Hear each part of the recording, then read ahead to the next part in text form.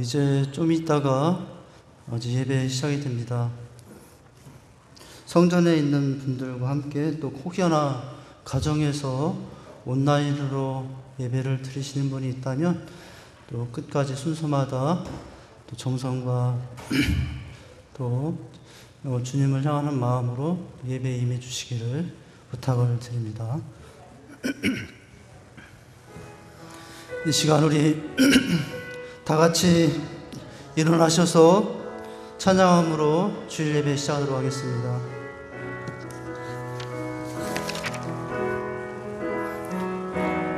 사랑이 나를 숨쉬게 해 세상 그 어떤 어려움 속에도 주 은혜로 나를 돌보시고 세상 끝날까지 지켜주시 주 사랑이 나를 이끄시네 주 사랑이 나를 이끄시네 내가 갈 수 없는 그곳으로 주의 사랑 나를 붙드시며 세상 끝날까지 인도하시네 주님만이 내 아픔 아시며 주님만이 내 맘 어루만지네 두 손 들고 찬양합니다. 어느 누구도 나를 향하신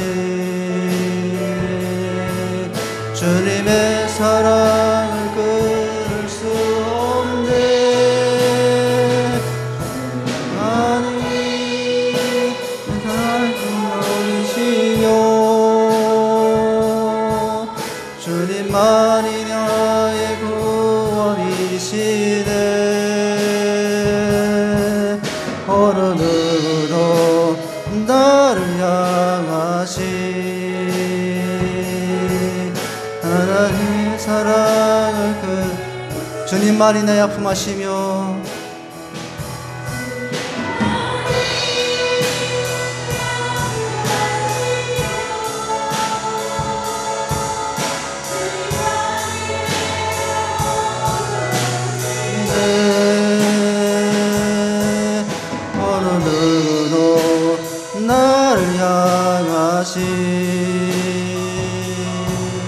주님의 사랑을 끊을 수 없네 주님만이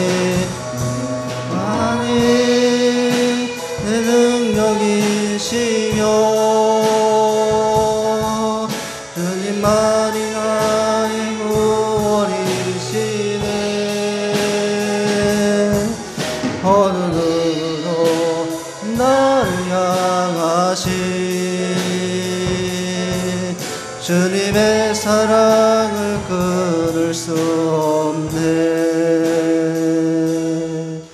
전능하사 천지를 만드신 하나님 아버지를 내가 믿사오며 그 외아들 우리 주 예수 그리스도를 믿사오니 이는 성령으로 잉태하사 동정녀 마리아에게 나시고 본디오 빌라도에게 고난을 받으사 십자가에 못 박혀 죽으시고 장사한 지 사흘 만에 죽은 자 가운데서 다시 살아나시며 하늘에 오르사 전능하신 하나님 우편에 앉아 계시다가 저리로서 산 자와 죽은 자를 심판하러 오시리라 성령을 믿사오며 거룩한 공예와 성도가 서로 교통한 것과 죄를 사하여 주신 것과 몸이 다시 사는 것과 영원히 사는 것을 믿사옵나이다. 아멘.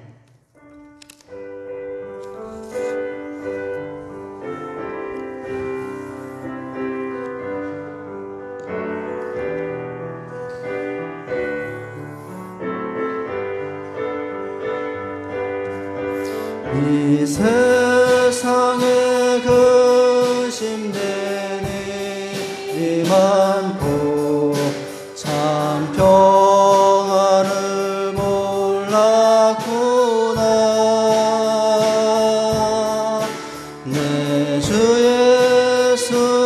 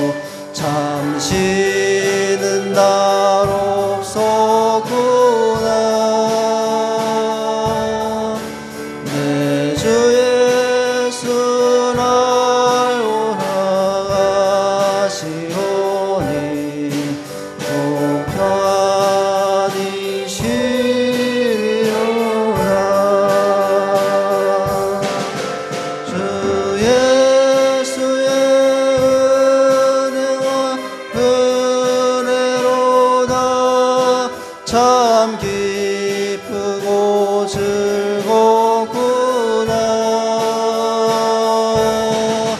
주 은혜를 영원히 누리겠네. 평안히 쉬리로다. 두 손 들고 찬양합니다. 이 세상에 죄악되고 참 죽을 일 사였구나.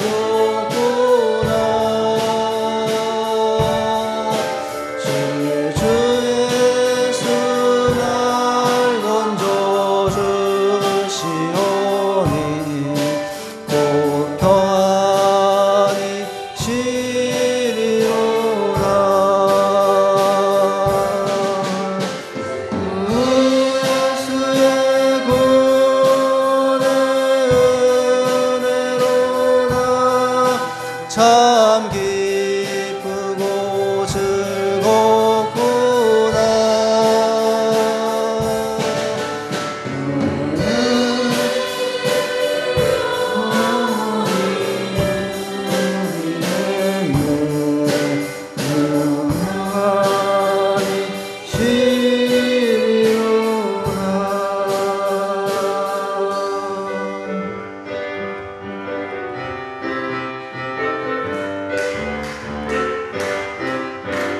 슬픈 마음 있는 사람 예수 이름 믿으며 영원토록 변함없는 기쁜 마음 얻으리. 예수의 이름은 세상의 소망이요. 예수의 이름은 전국의 기쁨일세. 거룩하신 주의 이름 너의 방패 삼아라. 고난 시험 당할 때에 주께 기도 드려라. 예수의 이름은 세상의 소망이요. 예수의 이름은 전국의 기쁨일세. 존귀하신 주의 이름 우리 기쁨 되도다.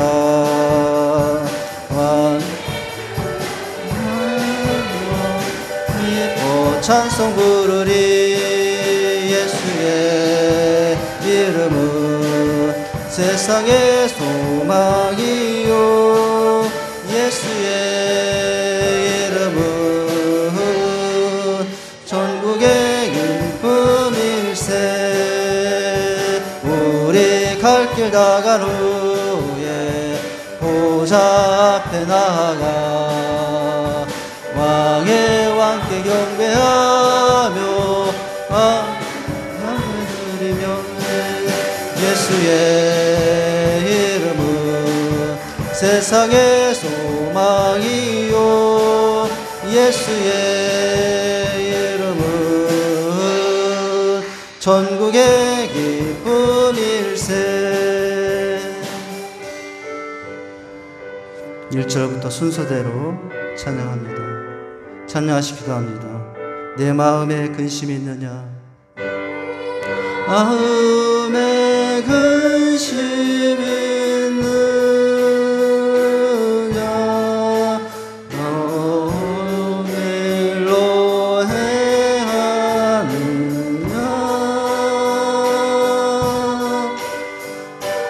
주 예수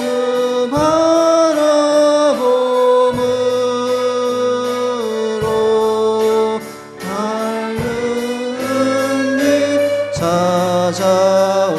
2절입니다. 저 죽음을 이기신 예수.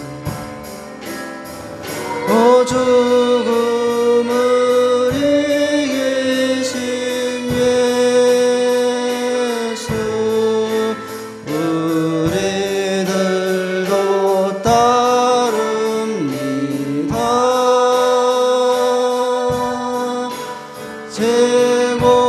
권세를 물리치려고 주님을 따릅니다. 눈을 주님께 돌려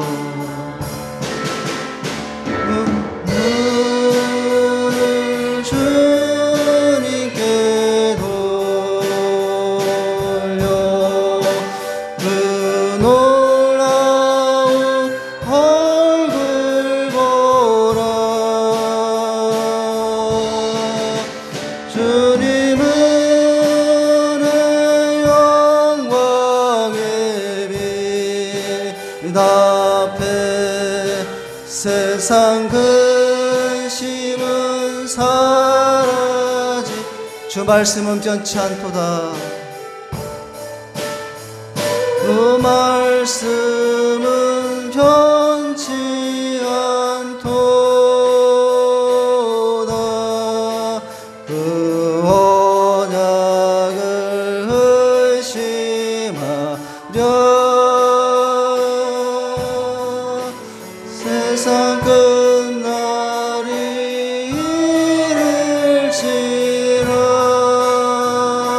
이를지라도 그 구원은 성취되리. 눈을 주님께 눈을 주님께 돌려 그 놀라운 얼굴 보고 두 손 들고 찬양합니다. 주님은 영광의 빛 앞에 세상 근심은 사라. 눈을 주님께 돌려 눈을 주님께 돌려 그 놀라운 얼굴 보라. 주님은 영광의 빛 앞에 세상 근심은 사라. 세상 근심은 사라지네. 세상 근심은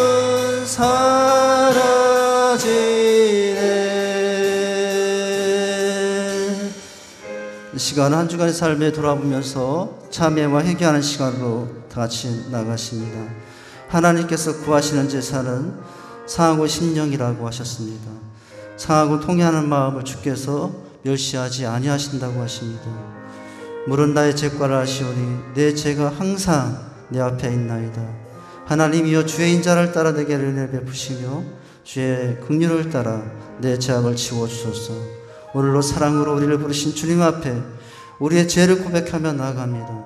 한 주간 진리신 주님을 따르지 않고 주님을 멀리한 데 욕심과 교만한 데 힘을 믿으며 살아온 죄들을 이 시간 용서하여 주시옵소서. 빛과 소금이 되지 못했던 모습을 용서하여 주시옵소서. 이 시간 주님의 보혈로 새롭게 하시사 정결한 주님의 옷을 입고 신령과 진정으로 예배하는 귀한 시간 되게 하여 주시옵소서. 다 같이 기도하시겠습니다. 하나님 아버지, 주님의 가운데 살고 있지만 시간 부족함을 고백합니다. 강하시고 연약한 증인들입니다. 주님 사랑한다 하시면서 온전히 사랑하지 못하고 살았습니다. 부족함을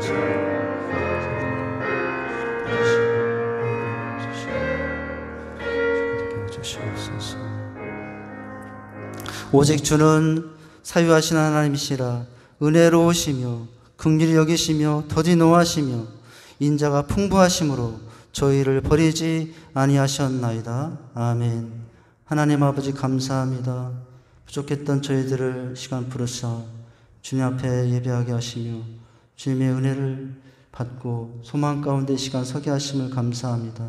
그러나 돌아볼 때 한 주간의 삶이 저희의 부족함을 고백하며 제약을 주 앞에 아뢰오니 이 시간도 용서하셔 주시옵소서. 주님의 보혈로 새롭게 하시고 하나님의 은혜 가운데 살아가는 저희가 되게 하여 주시옵소서. 감사하며 예수님 이름으로 기도하옵나이다. 아멘.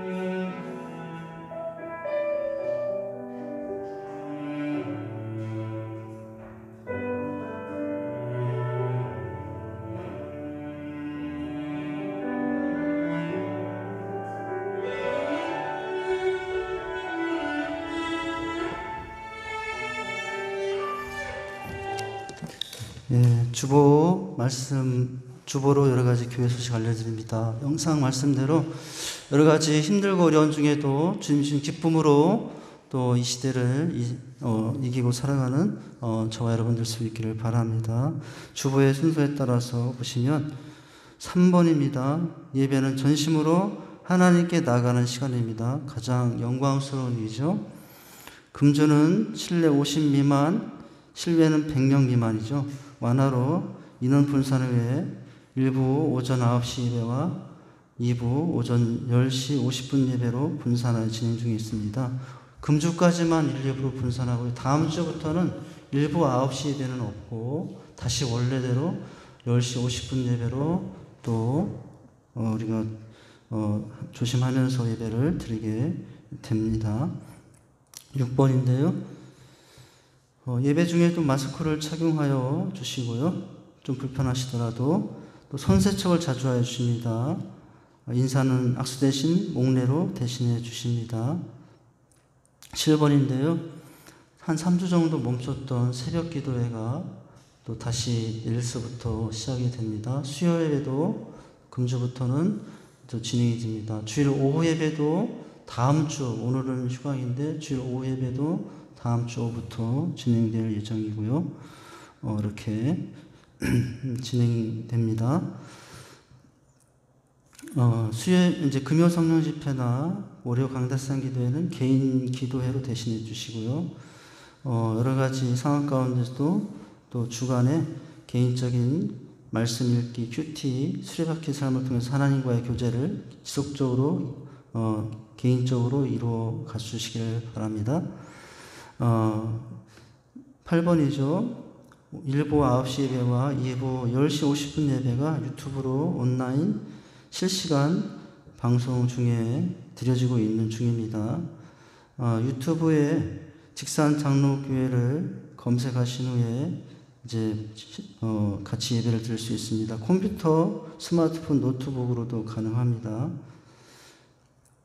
9번에 보시면 또 한 주간도 나라와 교회에 또 각 가정 확진 판정을 받고 고통 중에 있는 분들 위해서 기도해 주시길 바랍니다. 10번이죠. 이번 주 셀레베 휴강이 됩니다. 어린이 청소년 모임도 공적으로는 다음 주부터 이제 모임이 진행되도록 하시면 되겠습니다. 네. 12번의 행복 모임이나 또 양육 진행은 좀 상황을 더 보시고요. 10월 첫 주부터 일단 예정을 다시 합니다. 전교회 리더 캠프는 코로나로 인해서 우리가 어디 캠프를 다녀올 수 없고요. 다섯 주간의 분산 개최 예정이 있습니다. 주일 오후 예배가 이제 그 내용으로 앞으로 진행될 예정입니다. 금주 청소는 6세이시고요. 오늘 중식봉사 주일 오후 예배는 없습니다. 다음 주에는 2020 세례교인 헌금 나름대로 준비하셔서 드리시면 되겠습니다. 할렐루야. 하나님 말씀 보시죠. 하나님 말씀은 시편입니다. 시편 16편 1절에서 11절까지인데요. 교독해서 봉독합니다. 제가 먼저 11절 읽겠습니다. 희성이는 유튜브가 송출되고 있는지 한번 점검을 해주시고요. 1절 있습니다. 하나님이여 나를 지켜주셔서 내가 주께 피하나이다.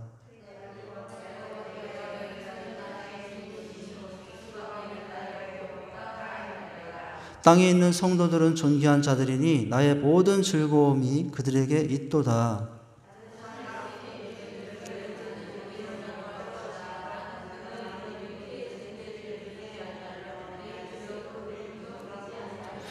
여호와는 나의 산업과 나의 잔의 소득이시니 나의 분깃을 지키나이다.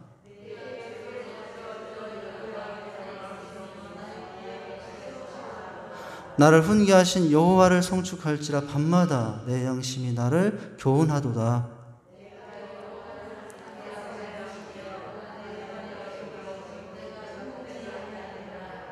이러므로 나의 마음이 기쁘고 나의 영도 즐거워하며 내 육체도 안전히 살리니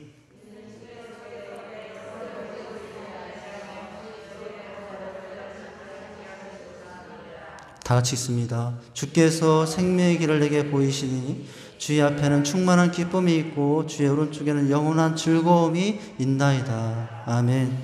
드린 예물 위에 잠깐 기도합니다.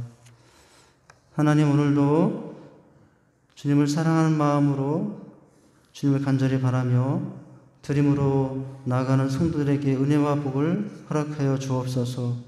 모든 것이 주님의 것임을 고백하는 마음으로 10의 1을 드립니다. 허락하신 한 주의 삶을 감사하며 주정헌금을 드립니다. 건강한 교회와 선한 사업, 비전을 위하여 건축과 선교의 예물로 드립니다. 기타 감사와 기도의 소원을 담아 드리오니 더 부족함없는 삶이 되게 하여 주시옵소서. 영혼이 잘되고 범사에 잘되는 형통의 축복을 허락하여 주옵소서.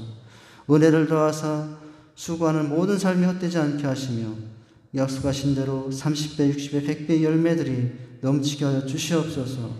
구원받은 감격으로 구별하여 정찬된 마음으로 사모하며 함께 드리는 예물이오니 은혜와 복을 더하여 주옵소서. 하늘 문을 여시고 흠양하여 주옵소서.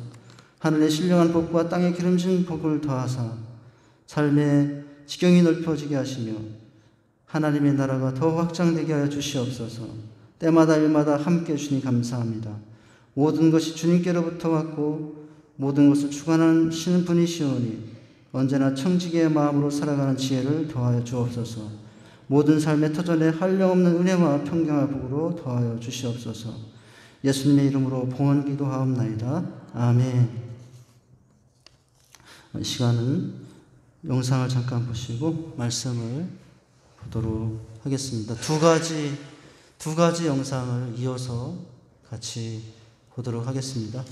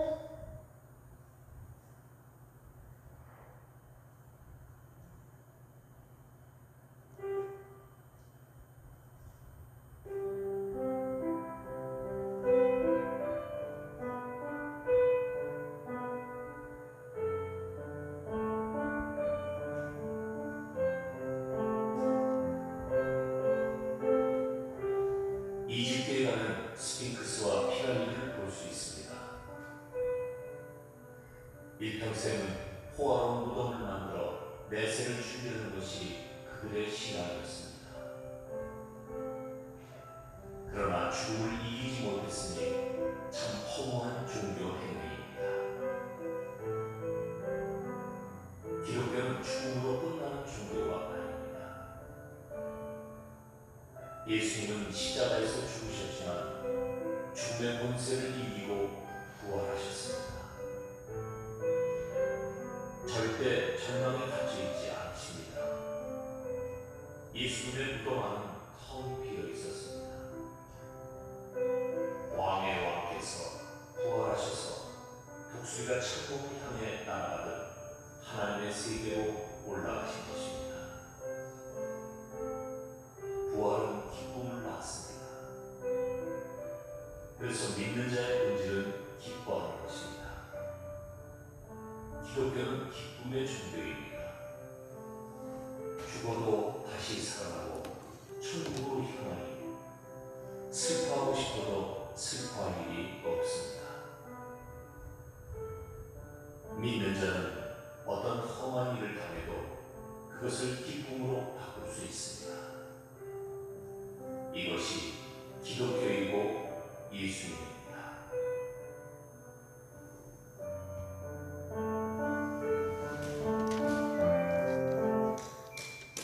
할렐루야. 아기처럼 한번 웃어볼까요? 갑자기 웃을 일도 없는데 왜 저런 웃는 장면을 우리가 봐야 되는가? 자, 오늘 말씀의 제목은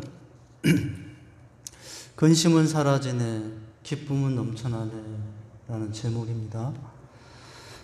많은 사람들이 가장 바라고 추구한 한 가지 삶이 있다면 기쁨이 넘치는 삶입니다. 그런데 사실 그렇습니까?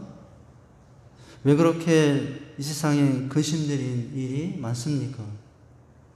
오늘 많은 사람들의 삶을 보면 웃음이 넘치는 기쁨과 즐거움보다 근심의 슬픔의 소리가 더 가득한 것을 봅니다. 많은 사람들은 여러 종류의 근심의 문제를 가지고 살아갑니다. 시시각각 광야 같은 현실이 다가올 때마다 불안, 초조, 근심, 걱정 쌓일 때가 한두 번이 아닙니다. 영상 쪽은 좋은 게 아이 몇 년 전에 사실 봤던 영상이에요.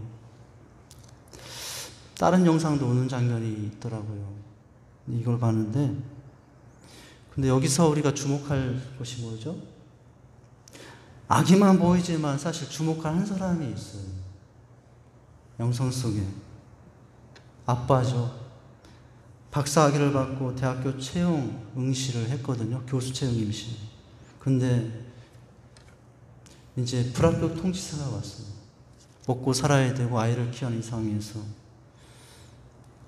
이 사람 불합격 통지서를 보고 너무 근심에 쌓여 있었습니다. 그것만 보면 너무 근심거리거든요. 아, 없애자. 그래서 우연찮게 자기 아기가 있는 그 앞에서 찢기 시작했어요. 그 찢는 게 뭐였냐면 근심 덩어리였던 불합격 통지서. 근데 놀랍게도 아이가 너무나 넘치는 기쁨으로 웃는 모습을 보여주고 있어요. 이 아빠는 이 장면을 통해서 이게 실망할 일이 아니라고 하면서 큰 깨달음을 얻어서 근심과 걱정에 쌓였던 인생이었지만 그러나 또 다른 도전을 통해서 새로운 삶을 시작했다는 그런 배경이 있는 영상이거든요. 네, 근심에 빼앗던 기쁨을 다시 찾아서 기쁨으로 돌아간 인생이 됐던 거죠. 여러분, 근심은 삶의 의욕과 용기를 잃게 하고 절망의 노예로 만들어서 인생을 황폐하게 만듭니다. 그래서 낙심에서 벗어나야 되는 것이죠. 그래서 나름대로 그 낙심과 절망에서 벗어나 새로운 기쁨을 찾기 위해서 스트레스와 무거운 짐에서 벗어나려고 갖가지를 행하죠. 문화생활, 여가생활, 취미생활 등 돈, 명예, 자동차, 집, 자식 등 향락 등 기쁨을 기대하고 추구해 봅니다. 근데 많은 경우 그 속에서 진정한 기쁨을 누리지 못하여 순간적인 만족과 일순간의 쾌락은 있어도 나중에 더 큰 허무와 공허함이 남는 결과들이 많이 주어진다는 거죠. 근데 여러분, 오늘 이 시간에 우리에게는 그런 세상적인 일시적인 만족이나 쾌락, 기쁨 수준이 아니라 정말 영원히 변치 않는 진정한 기쁨을 우리가 그 기쁨이 있다는 거죠. 바로 누가 주신 기쁨이죠? 하나님이 하늘에서 내준 하늘의 기쁨이라는 것입니다. 그래서 성경은 우리의 존재를 이렇게 말해요. 바울이 참 너무 정확한 표현을 했다고 생각해야 돼요. 근심하는 자 같은 항상 기뻐하는 자라. 이것이 세상 사람들에게 없는 우리만이 있는 기쁨의 생활이라고 할 수가 있습니다. 세상은 이 기쁨의 맛을 모르죠. 세상은 성도들을 늘 그렇게 힘든데 예배드리고 또 시간 나가서 애쓰고 수고하고 슬픈 짐진 인생으로 보지만, 그러나 우리는 어때요? 그런 중에도 세상이 알 수 없는 강같이 흐르는 평안과 안식과 기쁨을 누리는 기쁨 속에 살아가는 자들입니다. 근데 문제는 뭐죠? 그 기쁨을 지금 누리고 있느냐는 거예요. 그 하늘의 기쁨을 지금 여러분 가지고 있느냐는 것입니다. 혹여나 그 기쁨을 빼앗기고 있는 것은 아니에요. 근심에 빼앗겨서 주님을 사랑하는 기쁨을 빼앗기고 여러분 다시 근심 속에 그렇게 있지는 않습니까? 근데 여러분 오늘 놀랍게도 잠시 주님을 사랑하는 기쁨을 빼앗겼던 한 사람, 근심의 즐거움과 기쁨을 잃었던 한 사람이 다시 기쁨과 즐거움과 복을, 행복을 회복하는 한 사람이 나와요. 누구죠? 다윗이죠. 오늘 여러분 그는 자신이 이렇게 변한 사실을 말씀해 주고 있어요. 9절과 10절 해보실까요? 여러분 9절을 한번 읽어보시면 9절 읽습니다. 시작. 이러므로 나의 기쁨이 기쁘고 나의 영도 즐거우며 내 육체도 안전히 사는, 여기 기쁘고 즐겁다. 내 마음도 내 영도. 또한 11절을 보실까요? 11절 시작. 주께서 생명의 길을 내게 보이시니 주의 앞에는 충만한 기쁨이 있고 주의 오른편에는 영원한 즐거움이, 충만한 기쁨, 영원한 즐거움이 있다고. 근심에 뺏겼던 모든 즐거움과 기쁨을 다시 회복하고 그 모습으로 살아가는 다윗의 일생이 보여집니다. 여러분, 그런데 이 16편의 시 앞에 보면 1절 앞에 표제라는 게 있는데 다윗의 믹담이라고 되어 있어요. 믹담은 그 의미가 황금덩어리라는 의미래요. 황금덩어리. 그러니까 이 시 자체가 다윗의 황금덩어리와 같이 다윗이 황금처럼 귀하게 여길 그 말씀의 내용을 담고 있는 내용이라, 그런 의미로 이런 표제를 달았던 것이죠. 여러분, 황금 덩어리 필요하지 않으세요? 제가 있으면 다 드리겠는데 제가 없어서 못 드리겠고. 그런데 여러분 오늘 누가 주시고자 하면 하나님이 주시고자 하죠. 이 16편이 여러분에게 하나님이 주신 하나의 황금 덩어리. 여러분 어떤 내용이길래 그런 가치를 지금 말씀하고 있는 것입니까? 인생이 근심에서 벗어나 언제나 기쁨과 즐거움을 누리며 살 수 있는지를 알려주기 때문에 그래요. 여러분의 삶은 어떠합니까? 근심이 넘치고 있습니까? 기쁨이 넘치고 있습니까? 세상 근심, 걱정에 하늘의 신령한 기쁨을 다 빼앗기고 살아가고 있는 것은 아닌가요? 주님을 사랑하는 기쁨을 세상 근심, 걱정에 빼앗기지 마시기 바랍니다. 며칠 전 일간신문에도요, 이 코로나로 인해서 가장 근심 걱정이 많은 나라는 어느 나라인가를 조사했는데 놀랍게도 가장 코로나로 인해 근심 걱정을 많이 하는 나라가 한국으로 1위를 했더라고요. 한국은 대단해. 뭐든지 1등을 해야 돼요. 그런데 놀랍게도 우리와 비교된 수천 명, 수만 명이 발생한 저 유럽 사람들이 지금 가장 걱정하는 것은 이 코로나가 아니라 기후현상이에요. 사실은 이 코로나도 일면 어디에서 생기냐면은 흐트러진 이 기후에서 발생한 현상이기 때문이죠.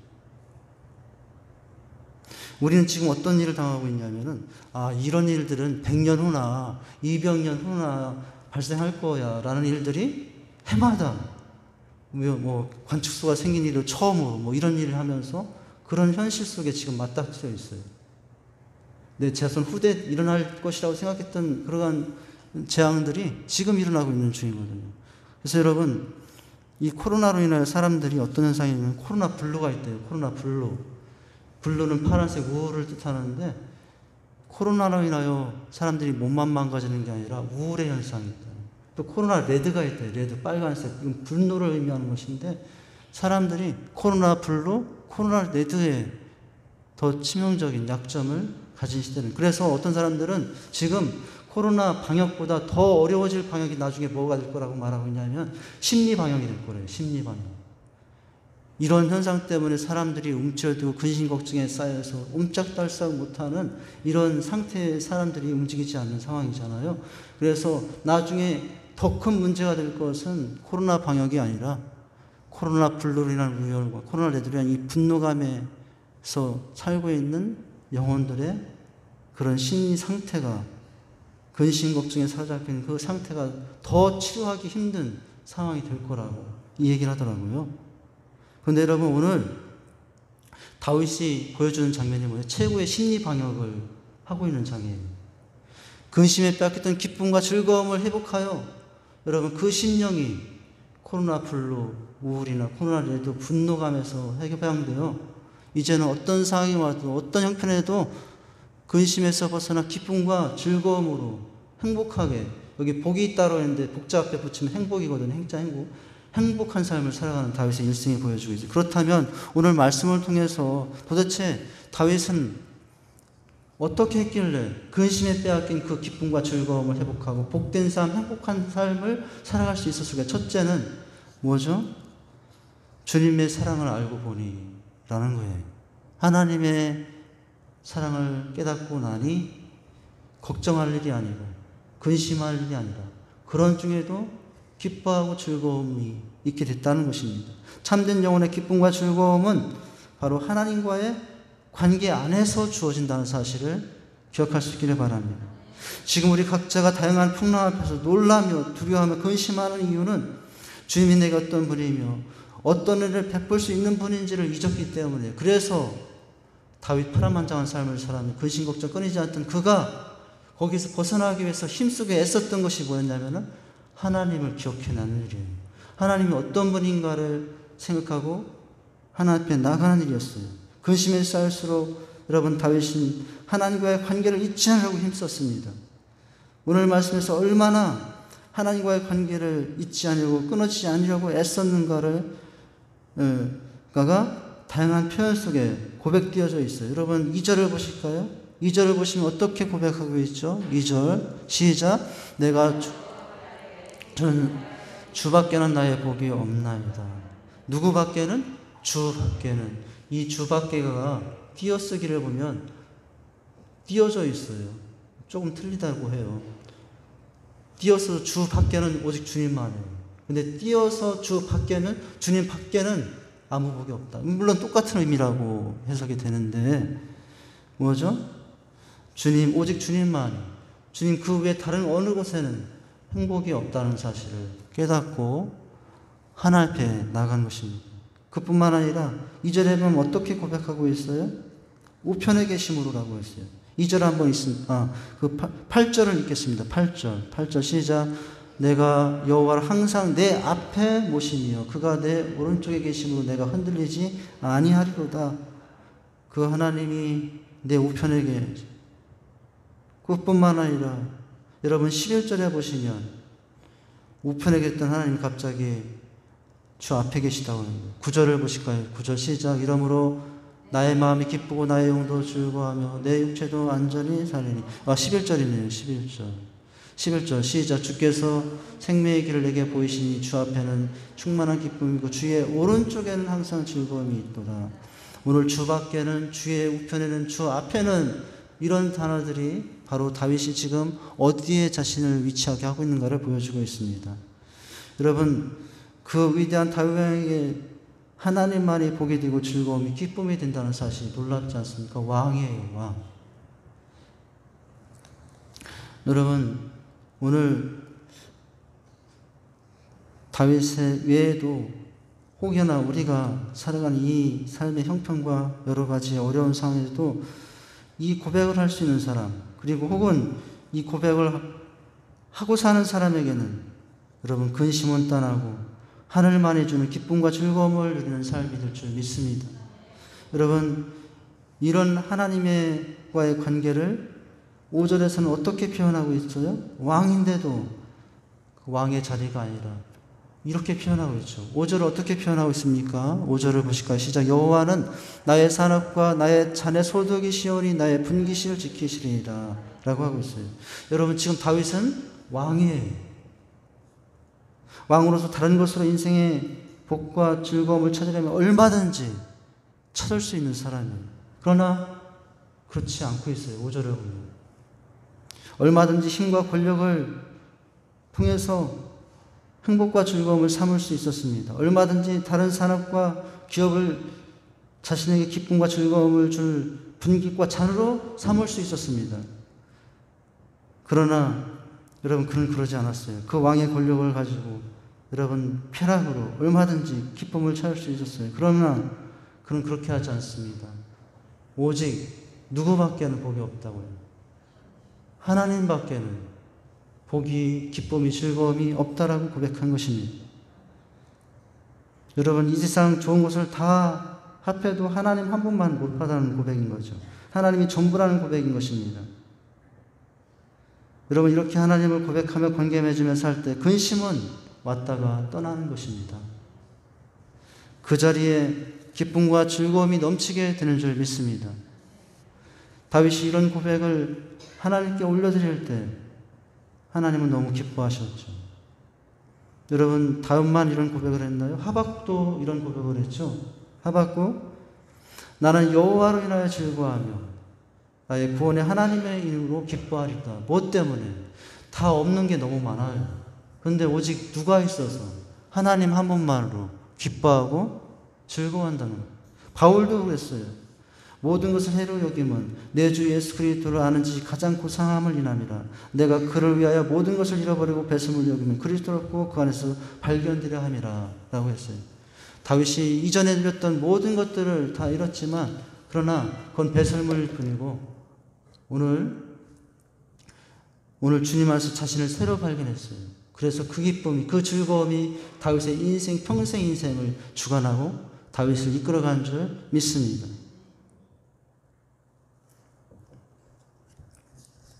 여러분 오늘 말씀을 통해서 근심에서 벗어나 하나님과 기쁨과 즐거움을 사는 구체적인 복이 한번 몇 가지를 좀 자세하게 본다면 8절이죠.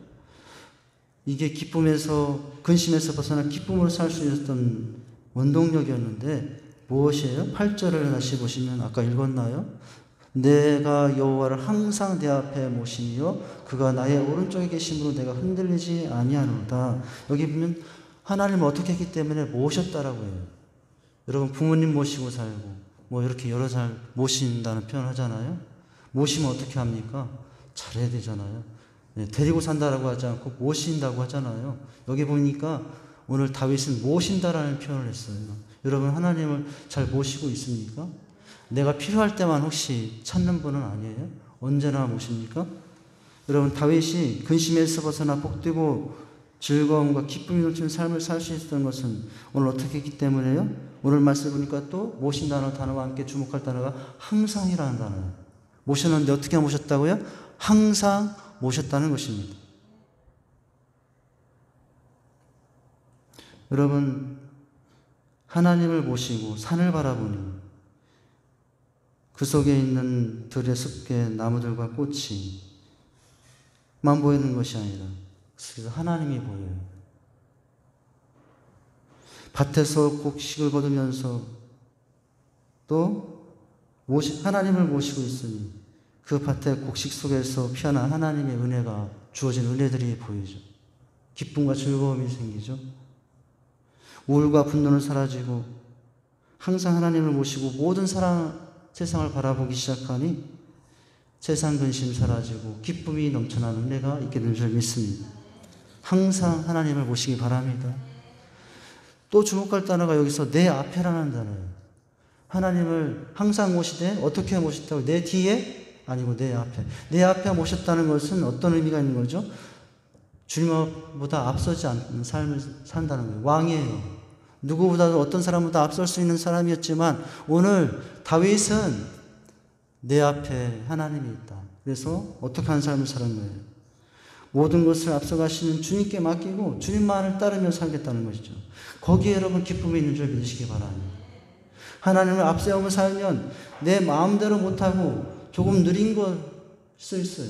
하나님 앞에 모시고 살면 답답해질 수도 있습니다. 그러나 근심이 되지 않습니다. 조금 하나님을 앞에 모시고 살면 조금 느린 것 같고 답답해도 근심은 되지 않고 오히려 그런 중에도 하나님의 위로와 기쁨이 복이 행복이 넘치게 되는 줄 믿으시기 바랍니다. 여러분 8절에 보면 또 내 우편에 계심으로 흔들리지 않는다. 여러분 우편이라는 말, 내 옆이라는 말이에요. 우리가 조금 단어로 명사로 바꾸면은 동행이라는 말이거든요. 하나님이 어떻게 하시니? 내 우편에 늘 내 옆에 옆구리에 계시니 나는 어떻게 하다는 거예요? 흔들리지 않는다는 것입니다. 여러분 여기서 중요한 것이 있어요. 우리가 흔들릴 수 있어요. 요동할 수 있어요. 전혀. 그런데 이 말씀의 의미는 흔들릴 수는 있으나 어떻게 한다는 중심은 무너지지 않는다는 의미예요. 요동하지 않아 흔들리지 아니하리라 하는 말. 여러분 살면서 어떻게 흔들리지 않을 수 있습니까? 저도 흔들리죠. 다 흔들려요. 마음이 흔들리고 생활이 흔들리고 믿음이 흔들리고. 여러분 혹여나 어떤 사람이 흔들리는 모습을 보여줘 있다면 여러분 정지하면 안 됩니다. 그것뿐이 안 되냐고 믿었는데 그것뿐이 안 되냐고 여러분 정지하지 마세요. 왜냐하면 다 인생은 다 흔들리는 상황 가운데 누구나 있을 수 있기 때문에. 그러나 여러분 중요한 것이 있어요. 그렇게 흔들리지만 무엇까지 무너지면 안 된다고요? 중심까지 무너지지 마시기 바랍니다. 왜냐하면 무너질 때 누가 있기 때문이죠? 옆에 계신 주님이 나를 지켜줄 분이 있기 때문에. 그러면 여러분 주님 곁에 가까이 계시기를 바랍니다. 흔들릴 수는 있지만 완전히 무너지지 않도록 하시는 주님이 나와 함께 하심을 믿고 그 주님과 함께 할 때 근심은 떠나고 여러분 기쁨으로 살게 되는 줄 믿습니다. 그래서 어떻게 한다고요? 1절에 보니까 누구께 피한다고요? 주님께 피한다라고 했어요. 여러분 1절 한번 읽어보세요. 1절 시작. 하나님이여 나를 지켜 주소서. 내가 주께 피하는. 누구께 피한다고요?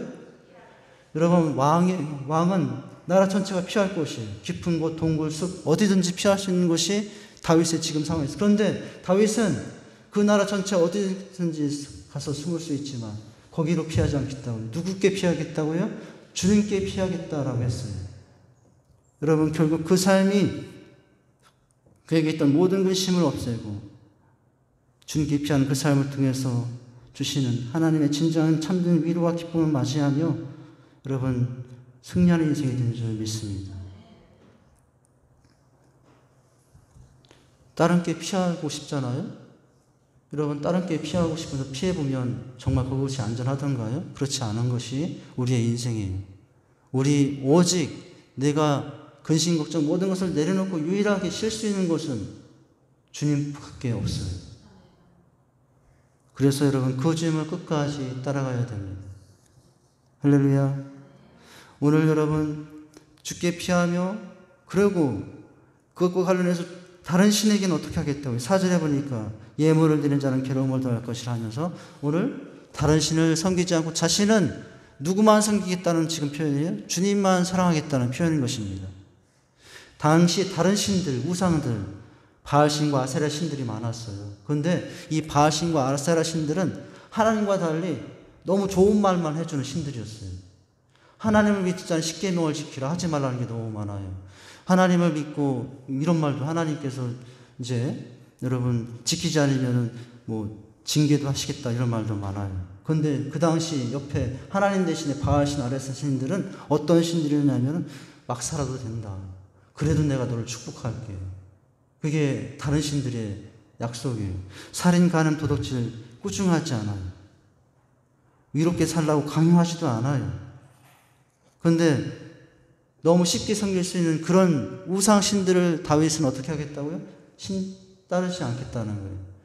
비록 내게 그래서 어떻게 하시죠? 훈계하시거든요.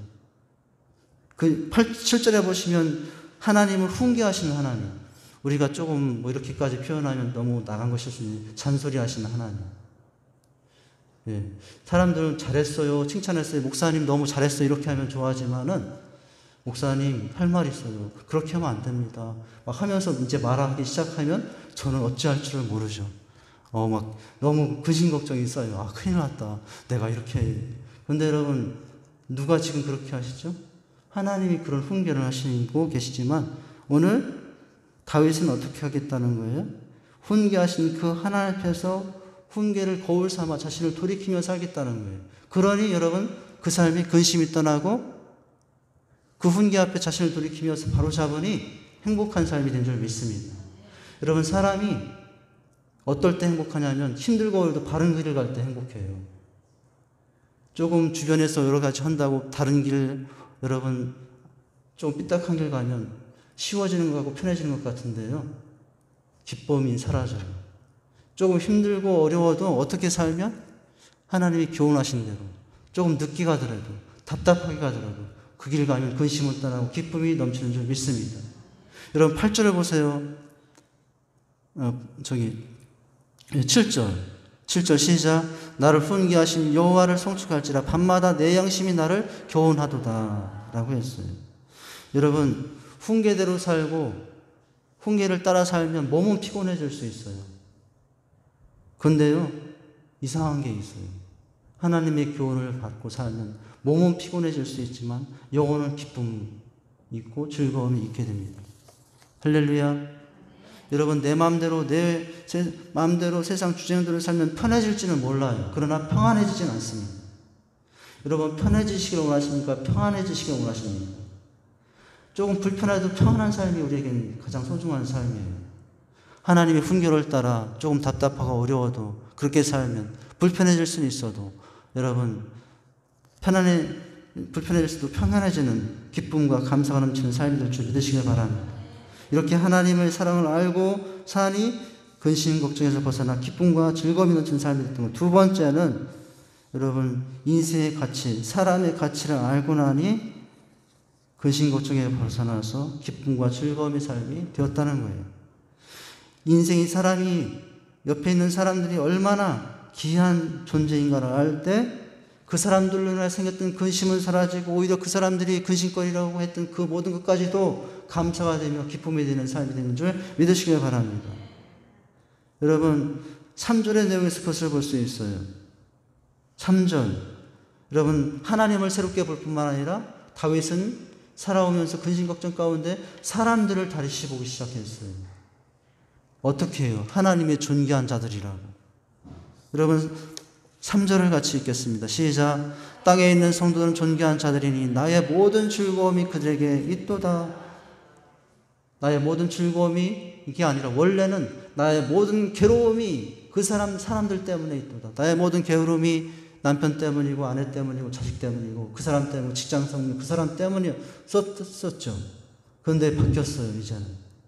그렇게 근심거리 여러분 되었던 그 인생도 어떤 사람이라는 것을 깨달은 거예요? 하나님의 사랑받을 존귀한 자라는 것을 깨달은 것입니다. 할렐루야. 여러분, 사람들 때문에 근심 걱정 많잖아요. 남편 때문에, 자녀 때문에, 직장 그렇게 까다로운 어떤 동료 때문에, 혹여나 목사님 때문에 아니시길 바랍니다.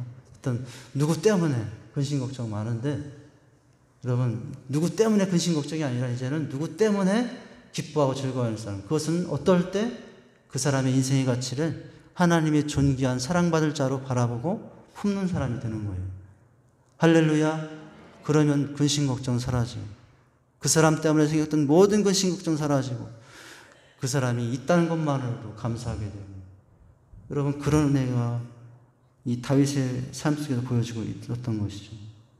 백성 한 사람 한 사람들을 살아볼 때 너무 한 사람 한 사람이 다 걱정거리였지만 여러분, 무엇을 깨달았어요? 하나님의 존귀한 사람이라는 깨달았던 것이에요. 그 백성들 때문에 옛날엔 근심 걱정했지만 이제는 그 사람이 하나님의 기름 부으심을 받은 하나님의 여러분 기운으로 생기를 부어 만들어진 존귀한 자라는 사실을 알고 나니 그 사람 때문에 이젠 괴로운 것이 아니라 그 사람 때문에 어떤 사람이 된 거죠? 기쁨과 즐거움이 누리게 된 사람이에요. 여러분, 우리가 어떤 사람들이죠? 우리 자신도 마찬가지거든요. 어떤 때는 나 때문에도 근심 걱정이 있잖아요. 내 이런 모습 때문에. 그런데 그렇게 생각하는 나도 사실은 우리는 원래 어떤 존재라고요? 하나님의 생기를 부어 창조된 귀한 자라는 것이죠. 이런 것을 항상 자신을 향하여 또 기억하시고 살아계시기 바랍니다. 내가 실수할 수 있어요. 그런 실수를 용서하시고, 실수하는 나 자신도 주님 안에서 용서하고, 나 자신을 받아들이고, 그렇게 근심거지가 되는 옆에 있는 사람들도 주님의 사랑으로 주님의 가치를 바라보면서 용서하시고 품으면 근심은 떠나고 기쁨과 감사가 넘치는 삶이 될 줄 믿습니다. 여러분, 한 아내가 있었대요. 한 아내. 사모님이었나 봐요. 남편과 너무 싸우기를 잘했대. 우리 집 얘기 아닙니다. 남편이 이제 목사였겠죠. 사모님이니까. 남편이 그렇게 믿게 보일 수가 없었어요. 근데 이 사모님이 거듭났어요. 사모님이 늦게 거듭났나 봐요. 그러자 남편이 이제 목사가 너무 멋있게 보이는 거예요. 어느 날부터. 그녀는 하나님께 이렇게 기도했답니다. 하나님, 왜 눈을 감고 자게 만들었어요? 자는 동안 남편을 보고 싶은데요. 자는 동안도 눈 뜨고 남편을 보고 싶었던 이 사모님의 거듭남. 남편에 대한 시각이 바뀌니까 그렇게 행복이, 기쁨이 찾아왔다는 것이죠. 우리 집 얘기는 아닙니다.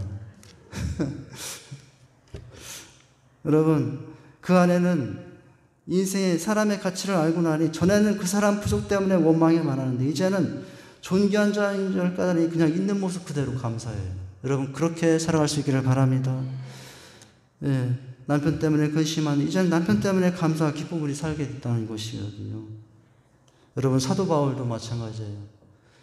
사도 바울 원래 성도들을 핍박하여 잡는 자들이었는데 바뀌고 나니 그들을 향하여 나의 기쁨이요 나의 자랑이요 나의 영광이요 멸관이라고 하면서 모든 성도들에게 늘 감사하는 모습을 보였죠. 모든 교회 앞에 그런 마음으로 대했죠.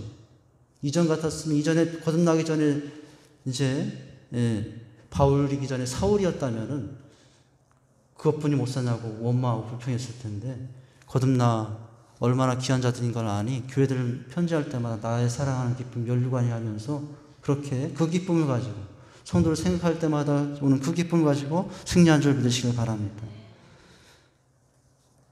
여러분, 믿음과 사랑으로 서로 섬기며 서로를 위해 기도하는 지체들이에요. 옆에 있는 사람들. 서로에게 보배와 같은 기쁨을 주는 존귀한 분들인 줄 믿으시길 바랍니다. 그런 성도들 옆에 있으니 근심은 사라지고 기쁨이 넘치게 되는 것이에요. 우리는 이와 같이 환난 핍박이 많은 이 세상에서 같은 믿음의 길을 걸어가고 있는 자들이 있다는 사실만으로도 너무 귀한 것이에요. 여기 이 시간에 나 혼자 예배드리고 있다라고 생각한다면 우리가 지금은 이제 50명 미만으로 드리는 상황인데 여러분 얼마나 내가 가는 길이 힘들고 외롭겠어요.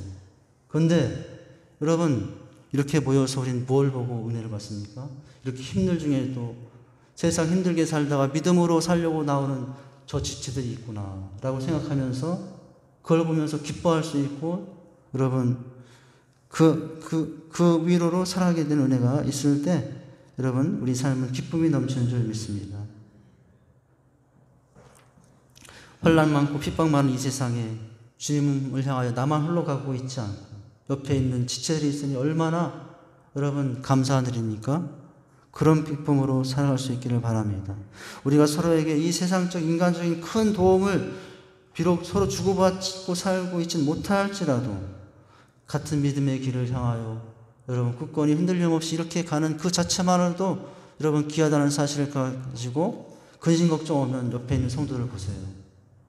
근심 걱정 오면 우리 권사님들을 보시고 근심 걱정 오면 이 목사도 한번 좀 생각해 보시고 여러분 그러면 어떻게 할 수 있어요?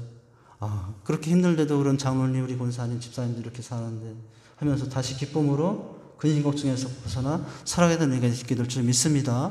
마지막으로는 여러분 어떻게 이 다윗은 근심 걱정에 쌓였던 인생에서 벗어나 기쁨과 즐거움을 누리는 복된 인생이 되었을까요? 그것은 자신의 생활의 터전이 삶의 터전이 하나님이 주신 현장이라는 것을 깨달았기 때문이에요. 할렐루야. 여러분 6절이 그것을 표현해주고 있거든요. 6절. 여러분 근심이 사라지고 기쁨이 넘치게 되는 것은 바로 내가 지금 어디에 있다는 것을 알고 사는 거예요. 하나님이 있게 하신 곳에서 살고 있다는 것을 잊지 않는 거예요. 지금 여러분 하나님이 있게 하신 그곳의 외소함 때문에, 하나님이 있게 하신 그곳의 부족함 때문에 우리 근심하지 않아요? 하나님 왜 나를 이런 현장에, 나를 이런 곳에 있게 하셨습니다 하고 있게 하신 그곳의 부족함을 늘 생각하고 있지 않아요? 그것 때문에 원망하고 있지 않습니까? 그런데 오늘 여러분 다윗은 새롭게 살았어요. 내가 지금까지 원망하고 좀 다른 것 더 좋은 곳에 하나님이 있으면 얼마나 좋을까 하고 살았지만, 그러나 여러분 정작 가장 좋은 곳은 지금의 곳이라는 거예요. 왜요? 지금의 그곳이 누가 주신 곳이기 때문에, 하나님이 줄로 지어준 곳이기 때문이라는 거예요. 여러분 내가 허락한 가정, 내가 허락한 사람들, 남편 하나, 자식, 직나종, 이웃들이 다 누구죠? 하나님이 줄로 지어준 구역 안에 있는 은혜인 줄 믿으시기 바랍니다. 6절 한번 읽어볼게요. 6절 시작. 내가 줄로 지어준 구역은 아름다운 곳에 있으며 나의 기업이 실로 아름답도다. 다윗은 근심이 많을 수밖에 없는 중에도 이렇게 기쁨과 즐거움을 누리며 살 수 있게 된 것은 자신이 있게 하신 것이 하나님이 주신 기업으로, 하나님이 있게 하신 축복으로 보았기 때문입니다. 다윗은 자기의 생활의 터전 구역 기업을 하나님께서 자기에게 지어주고 정해주신 것으로 받아들이고 그것을 아름다운 것이라고 고백했어요. 여러분 이 사실은 이 줄로 지어진 구역이라는 이 표현은 참 여호수아를 배경으로 하고 있는 구절이기도 한데, 가나안 땅을 정복하고 나서 하나님께서 12지파에게 각각의 땅들을 나눠줬잖아요. 줄로 지어줬죠. 백성들은 불명불판이 많았을 거예요. 왜 우리 지파만 이런 곳에, 저 지파는 좋은 곳에 있는데. 근데 여러분 그들이 잊은 것이 한 가지 뭐냐면, 그들이 척박하다고 생각하는 그곳, 어렵다고 생각하는 그곳이 어디였어요? 하나님이 줄로 재었다는 말은 뭐죠? 줄로 잰다. 한 채 착오도 없이 오차 없이 하나님이 다 계획하고 계산해서 준 곳이 바로 우리가 있게 하신 곳이라는 것이에요. 여러분 그렇게 여러분의 삶의 현장을 바라볼 수 있기를 바랍니다. 그러면 여러분 근심거리니까 그 현장이 여러분 무슨 기쁨의 장소입니까? 기쁨의 장소가 되는 줄 믿습니다. 세상적으로 보면 척박한 땅인데 아름다운 것은 하나님이 한치 오차 없이 지어주신 곳이기 때문에, 이것을 알면 근심 대신 기쁨을 누리며 살게 되는 거예요. 하나님이 지어준 곳을 알면 코로나 블루, 코로나 레드 분노가 떠나고 여러분 그곳에서 기쁨과 즐거움이 있는 생활이 지속될 줄 믿습니다. 지금 있는 곳이 바로 힘들고 어려울지라도 하나님께서 일치의 착오 없이 정확하게 지어주신 줄 여러분 아시고 그곳에 있는 곳들을 귀하게 여기기 바라요. 그것이 가정입니까? 여러분의 가정을 귀하게 생각하세요. 그것이 직장입니까? 언제까지 있을지 모르지만 여러분 그것을 귀하게 여기세요. 하나님이 주어진 구역에, 그 구역 안에 여러분 남편도 있고 아내도 있고 동료도 있고 이웃도 있는데, 여러분 한 채의 차 없이 하나님이 준 사람들인 줄 믿으시고 여러분 거기서 기쁨과 즐거움을 누리시고 살아갈 수 있기를 바랍니다. 여러분 오늘 우리는 왜 이것뿐이냐고 할 때가 너무나 많아요. 이 지금의 이런 상황 가운데 왜 이것뿐이냐고 원망하고 불평 속에 낙심이 넘쳤는데, 이제 알고 나니까 그 가정이, 내가 있는 그곳이, 이 교회가 어디예요? 하나님이 줄로 지어준 거예요. 더 아름답고 더 유명하고 뭐 사람도 많은 큰 교회 있을 수 있지만 내가 어느 때까지 이렇게 조그만 교회, 성도도 않는 이곳에서 충성하고 섬겨야 되는가, 혹여나 그렇게 생각하고 있지 않으세요? 여러분 그러나 아시기 바랍니다. 하나님이 주신 이곳은 그 어떤 보다도 아름다운 곳이에요. 내게 주신 가장 귀한 내 삶의 터전이요. 여러분 이곳에서 하나님을 만나고 지체들을 만나며 은혜롭게 살 수 있는 축복의 장소인 줄 믿으시길 바랍니다. 나에게 줄로 지어진 구역은 있으며 나의 기업이 실로 아름답다. 여러분 조금 이런 고백을 하기가 아직은 어색할 수 있습니다. 왜냐하면 자기 처지를 만족하는 사람이 그렇게 많지 않기 때문에 그렇죠. 나도 그렇죠. 많은 사람들은 행복과 기쁨을 자신의 경계선 밖에 있다고 생각합니다. 그래서 나도 이 삶의 테두리 밖으로 언제 한번 나가볼까 라고 생각하면 거기 가면 있겠지라고 생각해서 가보지만 막상 가보면 그곳에 또 마찬가지예요. 그래서 있게 하신 그곳, 있게 하신 그 시간 현장 속에서 하나님의 아름다움을 노래하시며 사시기 바랍니다. 여러분, 소년 시절부터 평생 척추 장애인으로 살고 있던 조니 에릭슨이라는 사람이 있는데요. 평생 척추 장애로 살았어요. 근데 소원이 뭐라고 했더니 자기의 삶과 사역을 지금의 이 삶을 어느 것과도 바꾸지 않겠다는 거예요. 좀 장애를 벗어나 살고 싶지 않아요? 페니 크로스비라는 분이 있어요. 이제 찬송가 작곡왕이 95세 한평생 맹인으로 그러나 수많은 찬송으로 우리의 신금을 냈던 이 여인 92세의 생일에 사람들이 물었어요. 소원이 뭐냐고. 그랬더니 뭐라고 해요? 다시 태어나도 맹인이 되어서 다른 것 안 보고 누구만 보면서 하나님만 보며 사는 이 삶이 나는 더 이상 바랄 게 없습니다 라고 고백했다는 거예요.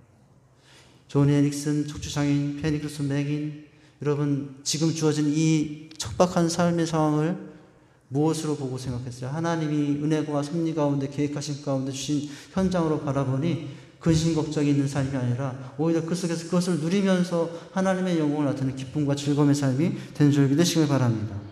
어떤 장로님이 두 아들이 있었대요. 우리 교회 장로님은 아니네요. 두 딸이 계신데. 우리 어쨌든 그 장로님이 있는데 이제 둘째 아들이 건강하지 못해요. 건강하지 못한 때문에 이 장로님 늘 기도거리였고 밖에 선뜻 이야기하기 힘든 부끄러움의 아들이에요. 근데 나중에 깨달았어요. 사실은 누구 때문에 부족한 이 아들 때문에 불편한 가운데 있는 그 아들 때문에 하나님을 더 가까이 하고 그 아들 때문에 하나님을 더 만나며 살아갈 수 있는 애가 있었다는 거죠. 그리고 여러분 그전에는 그 아들 때문에 원망과 불평했는데 이제는 그 아들도 하나님이 주신 자녀이니 하면서 기쁨과 즐거움으로 살아가는 은혜가 있게 된 줄 믿습니다. 여러분 마지막으로 요셉이라는 사람이 있잖아요. 요셉이라는 사람이 바로 대표적인 이런 삶의 주인공이었죠. 요셉 여러분 뭐예요? 해와 달이 절하며 자기에게 절하는 꿈을 꾸고 그 비전을 갖고 사는데 이상하게 하나님 그런 비전을 줬는데 되는 일마다 더 안 되죠. 억울하게 누명서 잡혀갔더니 그것으로 끝난 줄 알았더니 누명서 감옥에 갇히고 거기서도 좋은 일 했더니 곧 연락이 와서 풀려나지 않더니 몇 년 동안 칠흑 같은 어묵 속에 있었고 그러나 여러분 요셉이 하나님의 계획대로 그 여러분 꿈꿈대로 비전대로 빛나는 영광의 인생이 될 수 있었던 것은 그가 주어지는 삶의 현장마다 누구와 함께 있기 때문에요. 하나님과 함께하며 하나님이 함께 하시는 현장인 것을 기억하며 그 속에서 기쁨을 잃지 않고 즐거움을 잃지 않고 하나님께 맡기며 살아가는 은혜 가운데 그가 놀라운 축복을 받은 줄 믿습니다. 여러분 우리 찬양하시고 기도하죠. 지금 여러분의 삶에 너무나 많은 근심과 걱정이 있습니까? 다윗이 그랬어요. 그러나 여러분 다윗이 오늘 어떻게 근심에게 빼앗겼던 그 기쁨과 즐거움을 회복하고 살아갑니까? 하나님을 아르니 자신이 인생들을 아르니 주어진 환경이 하나님의 것인 것을 아르니 그런 삶이 된 줄 믿으시길 바랍니다. 우리 찬양하시고 기도하겠습니다. 오직 주의 사랑에 매여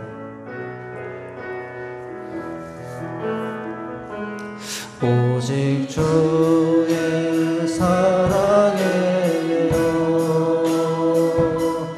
내 영 기뻐 노래합니다. 이 소망의 언덕 기쁨의 땅에서 주께 사랑드립니다. 오직 주의 힘